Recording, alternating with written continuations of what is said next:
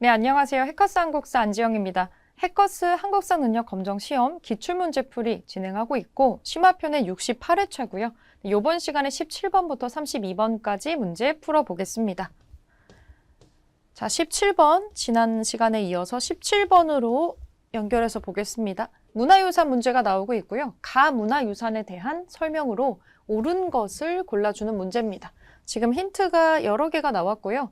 2023년 프랑스 국립도서관에서 열린 인쇄하다 구텐베르크의 유럽전에서 이것이 공개되었습니다. 가라고 하는 문화유산이 공개가 되었고 이미 프랑스하고 구텐베르크에서 힌트를 좀 얻으실 수 있었던 것 같고요.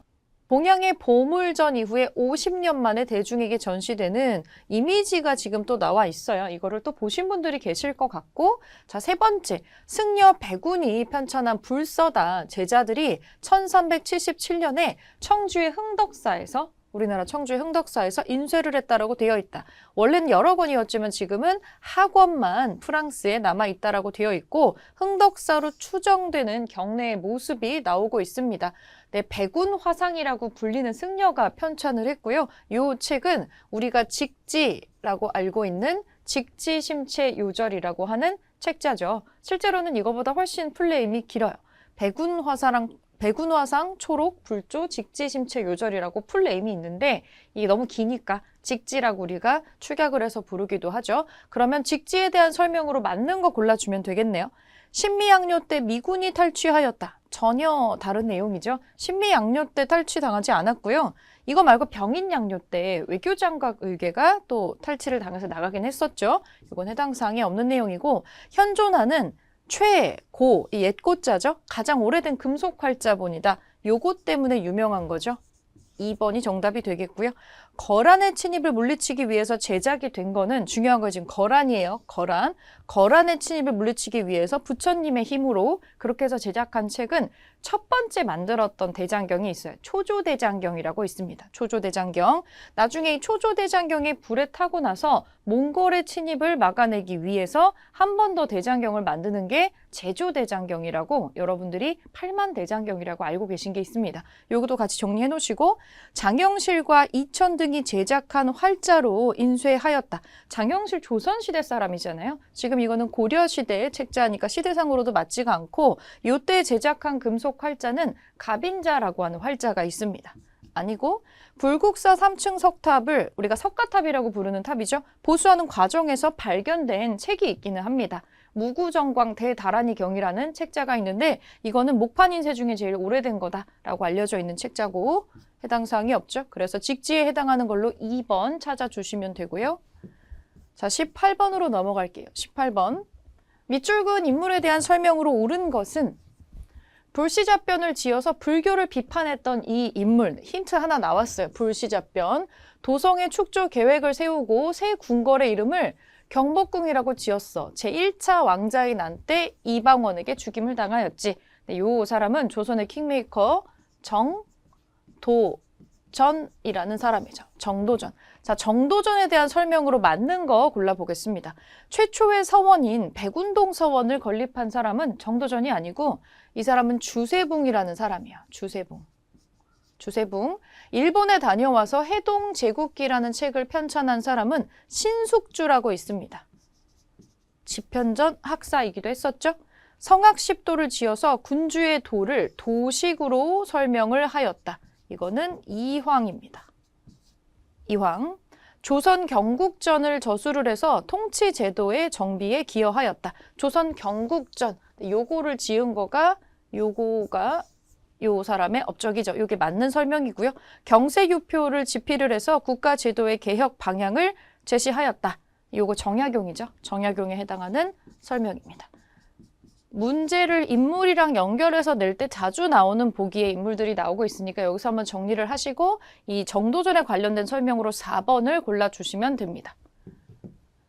19번. 가 왕에 대한 설명으로 옳은 것은 요 왕이 누군지를 알아내야겠네요. 출기파적도라고 있습니다. 이 그림은 이시애가 일으킨 반란을 좌대장인 어유소가 진압하는 상황을 표현하고 있다. 이시애는 요 임금의 호패법 제실시 등 중앙의 통제 강화에 반발을 해서 함길도에서 반란을 일으킨 사람이다. 이 시의 난이라고 있어요. 굉장히 큰 규모로 일어났던 반란이고요. 왕권을 강화시키려는 요 사람의 어떤 액션에 저항을 하면서 일어났다라고 되어 있습니다. 요 임금은 세조입니다. 세조식에 있었던 큰 반란으로 이 시의 난이라고 있는데 같이 연결해서 기억해 주시면 될 것 같아요. 자, 그러면 세조랑 관련된 설명을 찾아야 되는 거겠죠. 이 문제가 3점짜리인 거는 이 시의 난이라는 것만 가지고 세조를 유추를 해야 했기 때문에 그래서 그런 것 같아요. 자, 1번부터 보겠습니다. 주자소를 설치를 해서 개미자라고 하는 활자를 주조하였다. 이거는 태종이 하는 거예요. 태종. 이방원의 업적이고 현직 관리를 대상으로 하는 직전법을 실시한 거가 세조의 업적이죠. 세조라는 것만 알아낼 수 있다면 문제를 푸는 것 자체는 그렇게 어렵지 않았어요. 2번이에요. 조선의 기본 법전인 경국대전을 완성한 사람은 성종이에요. 성종, 이룰성자 갖고 있는 성종. 요때 시스템이 완성이 거의 다 됩니다. 이건 성종이고 계유약조를 체결을 해서 일본과의 무역을 재개했다. 이거 그러면 중간에 끊어졌었단 얘기잖아요. 우리가 임진왜란을 겪으면서 일본이랑 교류를 하지 않고 있다가 다시 재개를 합니다. 이 계유약조를 통해서 다시 일본과의 무역을 재개한 사람은 광해군이에요. 광해군. 패비윤 씨 사사 사건을 빌미로 갑자사화를 일으켰다. 이 패비윤 씨의 아들이죠. 연산군에 해당하는 설명이네요.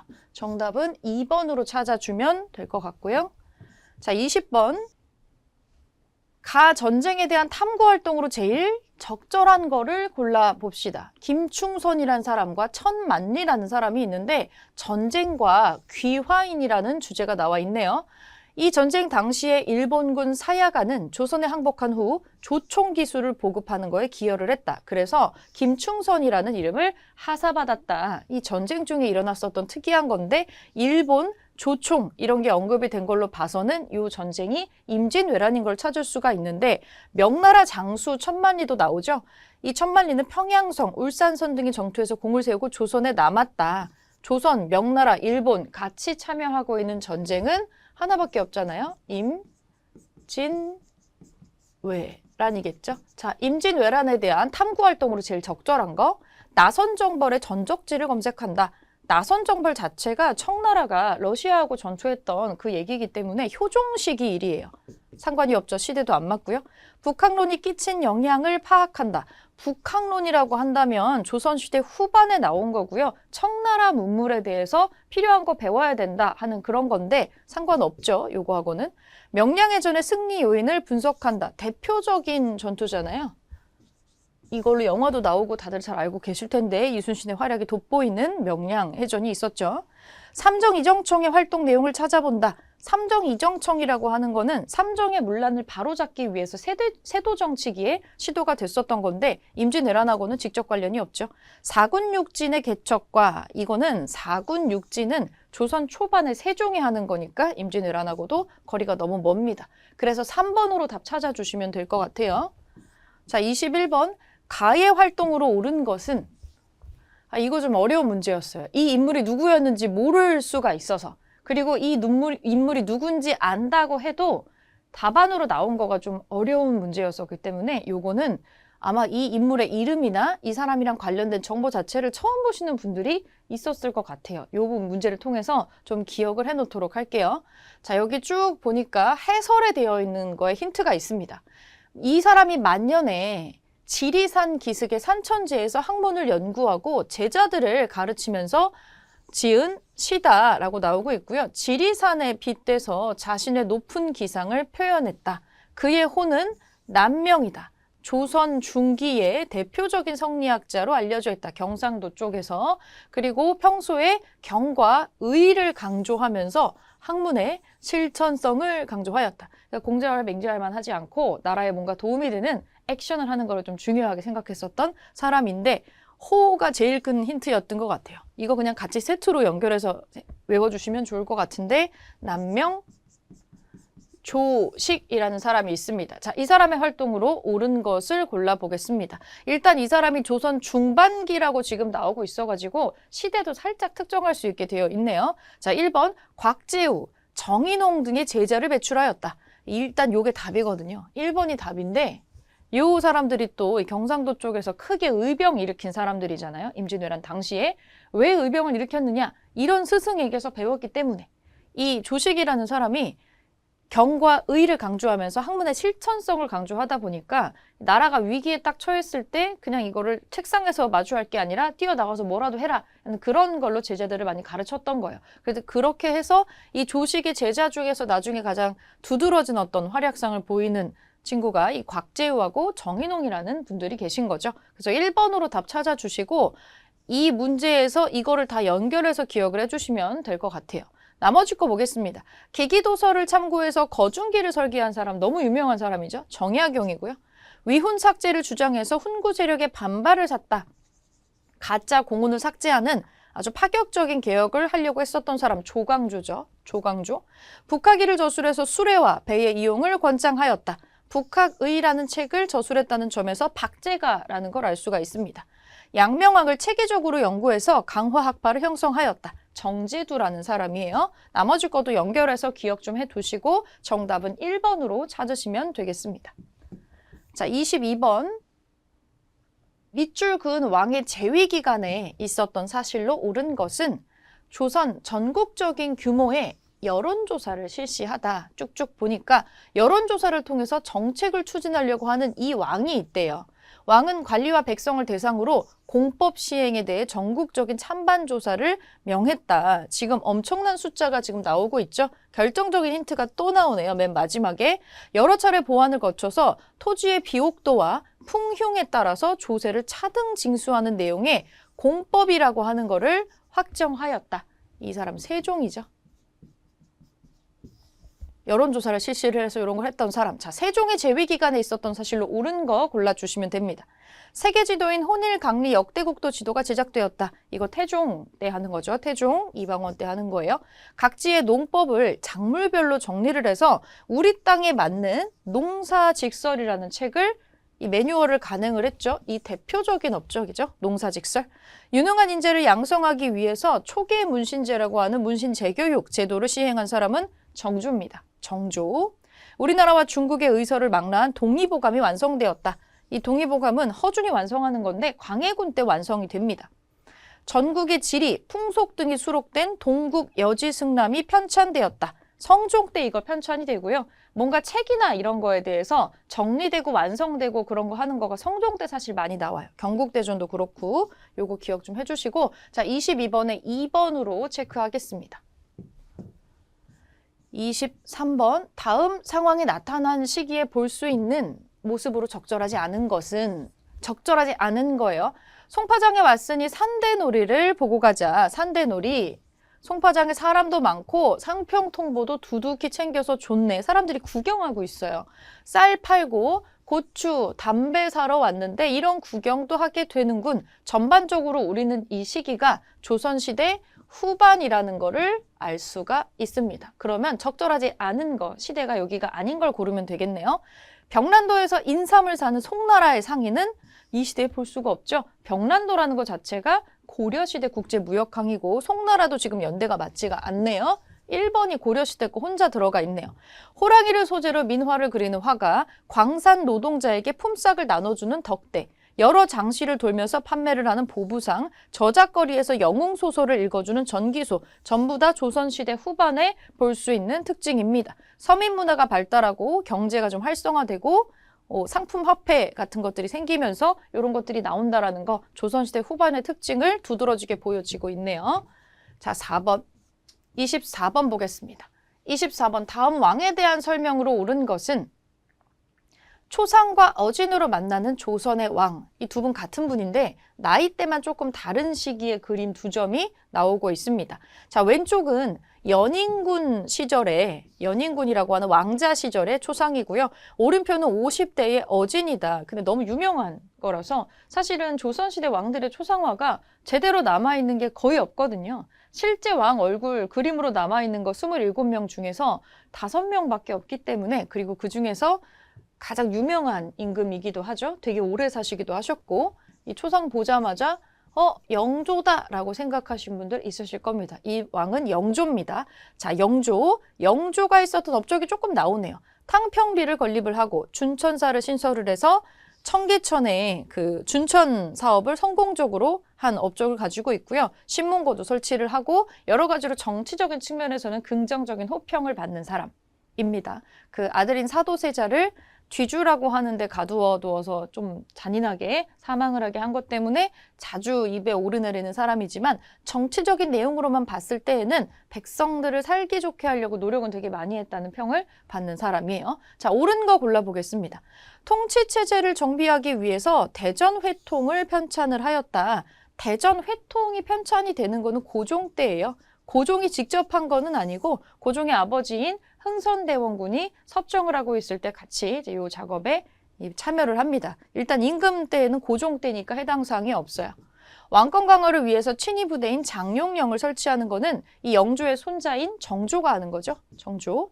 각 궁방과 중앙 관서의 공노비 6만 명을 해방하였다. 이거는 정조의 아들이죠. 순조가 하는 겁니다.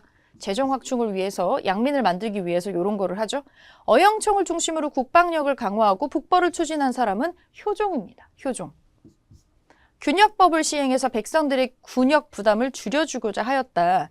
근데 이거는 그 군포 내는 거를 두 필에서 50%를 삭감을 해서 한 필만 걷는 대대적인 거를 했었죠. 이게 대표적인 영조의 업적입니다. 24번에는 5번으로 찾아주시면 될 것 같고 영조가 뭐뭐뭐뭐 했는지를 같이 기억해 놓으시면 좋을 것 같아요.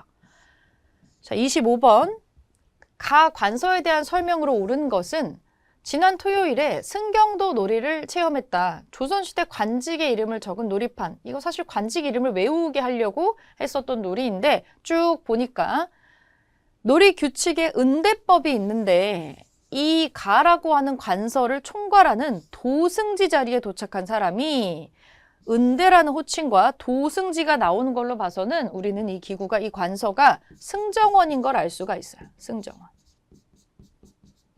자, 승정원에 대한 설명으로 맞는 거 수도의 행정과 치안을 맡아보는 거는 수도에 관련된 부서가 하겠죠. 수도는 한성이에요. 이거 한성부예요. 한성부. 2번 재상들이 합의를 해서 국정을 총괄한다. 영의정, 우의정, 좌의정이라는 분들이 국정을 총괄하는 6조 위에 있는 상위기관이 있죠. 의정부네요. 이거는 2번은 의정부. 반역죄, 강상죄를 범한 중죄인을 다스리면서 국왕의 직속기구로 있었던 거 사극에 많이 나오죠. 의금부입니다. 얘는 의금부.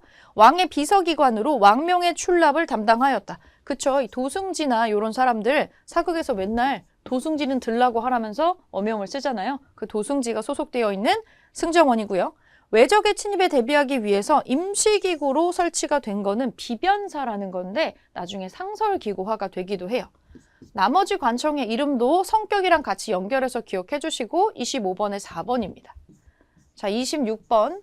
다음 상황이 나타난 시기를 연표해서 옳게 고른 것은 송중길이 아래였다. 적처소생이라도 둘째부터는 서자입니다. 적처소생이라고 하는 게 정실 부인의 아들이라고 해도 둘째부터는 적자가 아니다. 장남이 아니지 않느냐라고 하면서 되게 꼬장꼬장하게 뭐라고 하고 있네요. 둘째 아들은 왕위를 이어받았다 하더라도 뭐 3년복을 입어서는 안 됩니다. 허목이 상소하였다. 장자를 위해 3년복을 입는다는 것은 위로 쳐서 정체이기 때문입니다. 첫째 아들이 죽어서 적처소생의 둘째를 세우는 것도 역시 장자라고 부릅니다. 둘이 약간 의견이 다른 것 같아요. 지금 뭔가 상복을 입는 거를 가지고 현 임금에 대해서 상복을 입는 문제를 가지고 3년을 입는다, 뭐 1년을 입는다 이걸로 지금 싸우고 있는 건데 유명한 탁상 공론 중에 하나죠. 예속 논쟁입니다. 예송 논쟁이라는 게 있었죠. 이 예송은 크게 2번 정도 일어나는데 효종과 효종의 비가 죽었을 때 그 남아있는 자녀와 그리고 살아있는 효종과 효종비의 그러니까 효종의 어머니, 그러니까 옷을 어떻게 입을 거냐 이런 거를 가지고 옷을 몇 년을 입내 만에 하면서 예속 논쟁을 한 거예요. 효종이 장남이 아니었기 때문에 장남은 소현세자인데 소현세자가 죽었기 때문에 효종이 왕통을 이어받잖아요. 근데 어떤 사람은 아니 근데 왕이 됐지만 장난 아니잖아 해서 좀 깐깐하게 군 사람이 있고, 아니 그래도 둘째지만 왕위를 이어받았으니까 장남이나 마찬가지야 하면서 약간 왕한테 기울어져 있는 사람도 있고 그래요. 이 예속 논쟁이 일어났었던 시기는 효종이 사망하고 현종이라는 사람이 등극을 했을 때입니다. 그래서 우리가 찾아야 되는 시기가 뭐냐면 일단 머릿속에 예속 논쟁이 벌어지게 되는 시대를 좀 떠올려 보시면 좋을 것 같아요. 효종과 효종비가 죽고 나서 일어난 논란인데 이 효종이 누구 아들인지를 생각을 해보세요. 인조 아들이잖아요. 인조. 자, 여러분 태정태세 외우시는 분들도 있고 모르시는 분들도 있는데 태정태세를 외우고 계셨다면 이런 문제에서 약간 도움을 받을 수가 있어요. 그 태정태세를 외우다 보면 인조가 나오는 파트가 있단 말이에요. 광, 인, 효, 현, 숙, 경, 영 이런 식으로 쭉 이제 나오는 게 있잖아요. 인조부터 제가 지금 써본 거예요. 자, 인조 다음에 효종이 있고 현종이 있고 숙종이 나옵니다. 그러면 요 시대하고 여기하고 연결해서 보시면 되는데 우선은 지금 인조가 즉위를 해야 되잖아요. 인조가 즉위를 해야 그 뒤에 나오는 시대 일이니까 인조 반정이 일단 일어나야 돼요. 그러면 이 앞에 세 개는 아니네요. 1, 2, 3번 지우고 경신황국이라고 하는 거는 숙종 때 일어나는 거예요. 이 예속 논쟁의 당사자였던 현종의 아들이기 때문에 이 뒤로 넘어가면 안 되겠죠. 그래서 경신황국 이전까지로 좁혀줄 수가 있고 그러면 4번밖에 답안이 없어요. 이거는 이 태정태세 순서를 좀 암기를 하고 있고 왕별로 순서를 여러분들이 쭉 나열을 할 수 있었을 때 풀 수 있는 문제였기 때문에 좀 난이도가 있는 문제였습니다. 암기가 좀 필요한 부분이 있어요. 태정태세 외워서 어디다 쓰느냐? 이런 문제에서 쓸 수가 있다는 얘기죠. 요거 참고하셔가지고 26번에 4번으로 답을 찾아주겠습니다. 자, 27번 가문화유산에 대한 설명으로 옳은 것은 보자마자 사실 어딘지 알아야 되는데 이 우리나라에서 제일 가로로 긴 건축이죠. 지금 공사 중이라서 볼 수는 없는 곳이지만 자, 이 건물은 땡땡의 정전입니다. 이렇게 길쭉한 건물 우리 한 개밖에 없습니다. 이거 종묘예요. 종묘의 정전입니다. 종묘는 태조 이성계가 개경에 처음 세웠는데 도읍을 한양으로 옮긴 다음에 지금의 위치에다 다시 세웠다. 사직과 더불어서 왕조 국가를 표현하는 상징이었다. 사극에 많이 나오잖아요. 종묘랑 사직을 보존하라고. 이거는 우리가 유교국가고 농사국가이기 때문에 종묘랑 사직이 제일 중요한 거예요. 종묘는 이 선왕, 왕과 왕비, 조상을 모시는, 왕실의 조상을 모시는 데고 사직은 우리가 농사국가이기 때문에 곡식의 신, 땅의 신 이런 신들한테 제사를 지내는 그런 기구입니다. 그래서 이거 두 개를 알아놓으시고 종묘에 대한 설명으로 맞는 거 고를게요. 경내에 조선 총독부 청사가 세워졌다. 이거 경복궁 얘기네요. 경복궁. 역대 국왕과 왕비의 신주가 모셔져 있죠. 그래서 여기서 종묘제례 같은 거 하잖아요. 대성전과 명륜당을 중심으로 구성이 되어 있는 거는 성균관이었습니다. 성균관. 지금도 있죠. 성균관. 일제강점기에 창경원으로 격화된 거는 창경궁입니다. 창경궁. 토지와 곡식의 신에게 제사를 지내는 공간이 사직이에요. 사직. 그래서 정답 2번으로 찾아주시면 되고 자, 28번. 가에 들어갈 대답으로 적절한 것은 조선시대 역관에 대해서 알려줘. 통역을 하는 사람이고 조선 후기에는 연행사를 수행을 했어. 중인이고요. 통역사에 해당하는 역관에 대한 설명인데 교역을 통해서 엄청나게 부자가 된 사람도 있었다. 자, 그러면 역관이 가지고 있는 또 다른 특징에 대해서 적절한 거 골라보시면 되겠네요. 사간원에서 간쟁을 담당하였다. 이거는 대간이라는 직책이 있었던 사람들이죠. 이건 역관이 아니에요. 매매, 상속, 증여의 대상이 됐던 거는 노비입니다. 노비. 노비는 재산 취급을 받았죠. 사람으로 체크한 게 아니고 수군, 봉수 등의 아주 힘든 천역에 종사하는 사람들이 있었어요. 신부는 양민인데 하는 일이 너무 천해서 하는 일은 천민이고 신부는 양민이다 라는 뜻으로 신양역천이라고 부르는 사람들이 있는데 되게 힘든 거 이렇게 노 젓는 사람들하고 군졸하고 그리고 봉수하는 거 하는 이런 사람들 너무 노동을 힘들게 하는 사람들이고 거의 24시간 5분 대기조 같이 일을 하는 그런 일에 종사하는 사람들 이 천역에 종사하는 사람들이라고 이렇게 불렀어요. 역관은 여기에 해당하진 않습니다. 수령을 보좌하면서 향촌의 실무를 담당하는 거는 향리라는 사람들이 있었죠. 향리. 사역원에서 노걸 대연회 같은 교재로 교육받았어. 이게 그 언어 배우는 교육기관이에요. 당연히 전문 교육기관이 존재했겠죠. 28번에 5번으로 봐주시면 됩니다. 자, 29번. 다음 특별전에서 볼 수 있는 도시의 역사에 대한 설명으로 적절하지 않은 거 골라보래요. 자, 송악에서 이미 힌트가 나오네요. 송악. 송악이 어디예요? 개성이죠, 개성. 개성은 고려시대의 수도입니다. 개경이라고 하기도 하네요.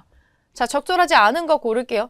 고려 태조 왕건이 도읍으로 삼았죠. 이 사람은 송악 출신의 호족 출신이니까 이거는 맞는 얘기고, 원나라 영향을 받은 경천사지 10층 석탑이 이쪽에 있었죠. 현재는 이 탑이 용산의 국립중앙박물관에 있지만 조선 후기에 송상이 근거지로 삼아서 전국적으로 활동을 하였다. 이것도 맞는 얘기고, 일제강점기에 강주룡이라는 사람이 을밀대 지붕 위에서 고공농성을 한 곳은 개성이 아니고 평양이에요. 1931년도에 요것만 혼자 평양 얘기입니다. 자, 5번. 북위 38도선 분할 이후에 남한에 속했다가 정전협상으로 북한 지역이 되었다. 이게 개성의 특징 중에 하나인데, 미묘하게 이제 선이 그어질 때 원래 우리 쪽에 있다가 북쪽으로 넘어간 지역이기도 해요. 그래서 4번만 평양이기 때문에 요 평양을 골라내 주시면 됩니다. 30번. 다음 대화가 오갔던 회담의 결과 체결된 조약에 대한 설명으로 옳은 것은 운요호가 작년에 귀국 경내를 통과하다가 포격을 받았으니 귀국이 교린의 우위를 저버린 것입니다. 라고 일본인 구로다가 얘기하네요. 운요호 사건이라는 게 있었죠. 1875년에 우리나라 강화도 쪽에 갑자기 영해를 쑥 넘어서 운요호라고 하는 일본의 군함이 들어와서 여기에 좀 사태가 벌어진 것들이 있었는데, 사실 우리는 우리나라 경계선을 넘어왔기 때문에 운요호를 공격을 한 거고, 이유 없이 공격을 한 게 아니에요. 근데 우리 영해를 넘어와서 나가지 않았기 때문에 이런 일들이 일어났던 건데, 이것 때문에 지금 회담을 하고 있는 거죠. 운요호는 국적과 이유를 밝히지 않고 곧장 우리가 수비하는 곳으로 진입해 왔으니 발포를 하는 거는 부득이한 거였다 라고 우리나라의 신헌이 이거 정당방위였어 라고 얘기를 하고 있는 거죠. 이 사건 때문에 우리가 일본이랑 맺은 조약이 1876년에 강화도 조약이에요. 우리가 원치 않았던 개항을 하게 됐었던 조약인 거죠. 자, 강화도 조약에 대한 설명으로 맞는 거 고르시면 되겠네요. 천주교 포교는 여기서 허용되지 않았습니다. 천주교 포교가 허용이 되는 건 나중에 프랑스하고 조약을 맺을 때 80년대 후반으로 넘어가야 돼요. 아니고 갑신정변의 영향으로 체결되었다. 갑신정변은 연대가 더 뒤잖아요. 더 뒤고 이거의 영향으로 체결이 된 거는 한성조약이랑 텐진조약이라고 있습니다.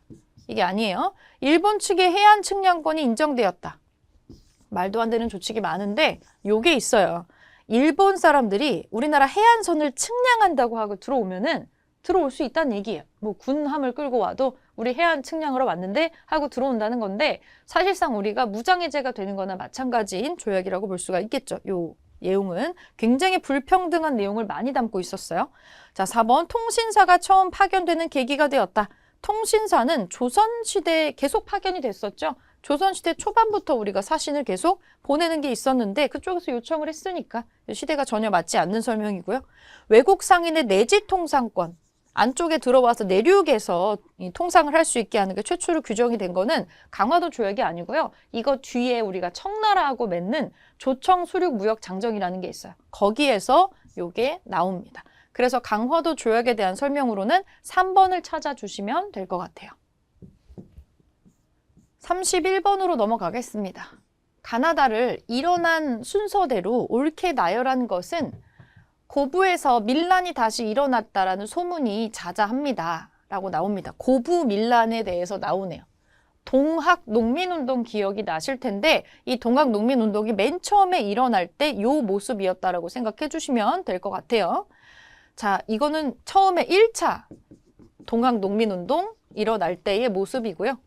전봉주는 무주 집강소에서 다음과 같은 통문을 보냈다. 최근 일본이 경복궁을 침범하였다. 이거는 뭐냐면 1차 동학이 일어나서 쭉쭉쭉쭉 밀고 내려오다가 전주까지 와서 전주성까지 함락을 하고 여기에서 정부가 또 위험할 것 같으니까 일본에다가 출병을 요청을 했는데 얘네들이 맺어놓은 텐진조약이라는 것 때문에 청나라가 출병하니까 일본도 출병했단 말이에요. 그래서 이거를 외국인들을 끌어들이는 거는 좀 아닌 것 같아 라고 하면서 우리가 이 동학 농민군하고 정부군하고 화해를 하게 되죠. 전주화약이라고 배웠었잖아요. 이제 우리는 군대가 필요 없어요. 외국 군대를 굳이 끌어들이지 않아도 돼요. 우리끼리 내부에서 해결이 됐기 때문에. 그래서 이제 미안한데 우리가 이제 해결했으니까 이제 너네는 좀 가주라. 이렇게 해서 청나라도 철수하라고 하고 일본군도 군대를 빼야 되는데 모든 문제가 해결이 되었는데 지금 군대를 안 빼고 경복궁을 또 침입을 했단 말이에요. 경복궁을 포위를 하는 방식으로. 그래서 동학군들이 해산을 하려다가 잠깐만 이거 뭐지? 왜 쟤네 우리 경복궁을 침범한 거지? 그러면서 다시 모여가지고 일어나게 되는데 2차 동학농민운동이 일어나는 이유에 대해서 설명을 지금 하고 있거든요. 2차 동학농민운동은 1차하고는 조금 성격이 다른 거예요. 1차는 이 사람들 너무 힘들어서 내부에 대한 불만으로 이렇게 만들어난 거지만 2번 같은 나 같은 경우에는 외세의 침략을 막아내려는 의도 때문에라도 다시 한번 뭉친 게 있었기 때문에 반외세라는 성격이 조금 들어가요. 그래서 좀 성질이 달라졌다라는 걸 알 수가 있습니다. 근데 가가 일어나고 나서 나가 일어나야 되잖아요. 이 나가 먼저 나와 있는 건 당연히 정답이 될 수가 없는 내용이겠죠. 이거는 2차가 일어나는 순간의 모습이고요. 다를 볼 텐데 청국의 간섭을 끊어버리고 우리 대조선국의 고유한 독립기초를 굳건히 하였는데 이번에 마관, 시모노세키 조약으로 말미암아 세계에 드러나는 빛이 더욱 빛나게 되었다. 시모노세키 조약에 대해서 얘기를 하고 있습니다. 이거는 청일전쟁이 끝나고 나서 청나라와 일본 사이에 맺었던 조약을 시모노세키 조약이라고 해요. 이걸로 우리 묘동반도 같은 거 할양을 받고 엄청나게 막대한 그 배상금을 또 물어내라고 하고 이런 얘기들을 지금 하고 있는데 요거를 통해서 뭔가를 하려고 하다가 나중에 삼국 간섭이 또 터지게 되면서 그들의 요동반도를 또 토해내게 되는 그런 얘기들이 나오게 되는 거죠. 그래서 지금 여기에 보이는 특징을 보면 청나라하고 일본 사이에서 한 번은 부딪혀야 되는 사건이었던 거예요. 한 번은 부딪힐 거가 남아 있었는데 요 청일전쟁 이후에 시모노세키 조약을 맺는 것으로 완전하게 이제 청나라의 세력을 끊어내고 일본이 급부상을 하고 있는 모습이 요 다의 모습이에요. 시기적으로 얘가 제일 마지막에 나와야 되는 모습이다. 요렇게 보시면 되겠습니다. 그럼 우리가 순서대로 본다면 가, 나, 다로 되겠네요. 가나다. 그러면 1번으로 정답을 찾아줄 수가 있겠습니다. 31번에 1번으로 보시면 되겠고요. 자, 32번. 해설사가 설명하는 사건이 발생한 시기를 연표에서 옳게 고른 것은 요거가 사실 연표에서 고르기에 연도로 외우는 건 되게 어려운 얘기긴 했어요. 자, 조선 정부는 이곳에 해관을 설치하고 동래부 거류지의 일본 상인과 거래하는 조선 상인으로부터 세금을 징수했다. 동래부 부산이에요, 부산. 해관을 처음 설치를 하고 이 부산 쪽에 일본 상인이 거래를 하길래 조선 상인으로부터 세금을 징수했다. 그러자 일본 상인이 조약 위반이라고 반발을 했고 이 조약이 뭘까? 결국 3개월 만에 수세가 중단이 되었다. 최초의 세관터, 최초라고 하는 거 보니까 여러분 세금을 왜 물려요? 외국인들이 외국 물건 갖고 들어올 때 그때 우리 세금 물고 우리도 지금 그러잖아요. 텍스라는 게 있잖아요. 세관이라는 게 생겼다는 건 교류를 텄다는 얘기죠. 문을 열고 문호를 개방을 하고 외국인들 왔다 갔다 하면서 외국 물건이 왔다 갔다 하기 시작을 했는데 여기에 아무 세금도 매겨지지 않는다면 우리 내수 시장들이 좀 타격을 받겠죠. 그래서 세금이라는 걸 매기는 거를 처음 시작을 한 건데 이게 되려면 뭔가 이런 거를 할 만한 조약이 가동이 되고 있어야 하겠죠. 그리고 힌트가 하나 더 나와 있는 거 두모진이라고 나오고 우리가 두모포라고도 불렀던 지역입니다.